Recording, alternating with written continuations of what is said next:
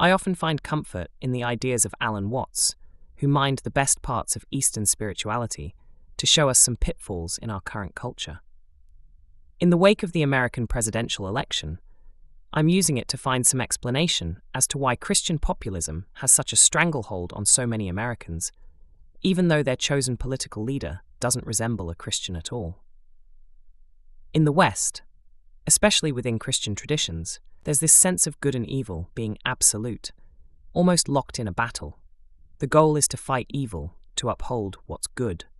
And while that might make things seem clear-cut, it can sometimes create a worldview that's all about conflict and separation, us versus them, or right versus wrong. Taoism emphasizes the balance of opposites, like yin and yang, where light and dark, good and bad, flow together as natural parts of a bigger picture. Rather than labeling one side good and the other bad, these traditions suggest that both are necessary and both bring something valuable. Okay, so, the tradition of Abrahamic religions, most religions actually, can create a rigid, almost aggressive mindset. Christian nationalists, for example, feel their beliefs are under attack and that they need to defeat opposing views to stay true to their faith. This battle mentality can lead to division and separation instead of unity and understanding. So, Watts believed that if we leaned into the Eastern view, embracing a more holistic, integrative approach, we might find more room for peace, compassion, and harmony in our communities and in ourselves. Watts' view was a caution against letting dualistic thinking lead to entrenched divisions.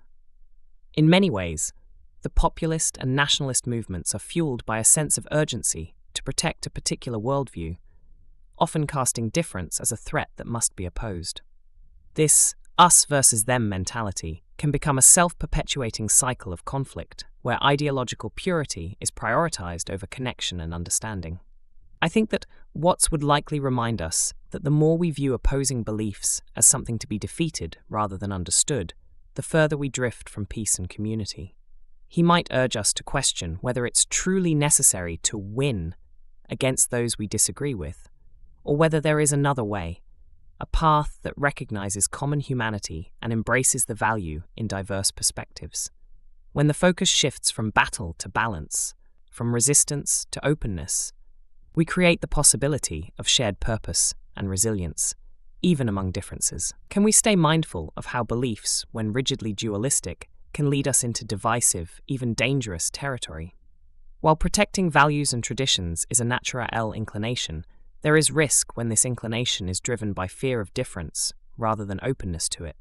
Movements that encourage a strict us versus them mentality can undermine the sense of community and unity needed in a healthy society.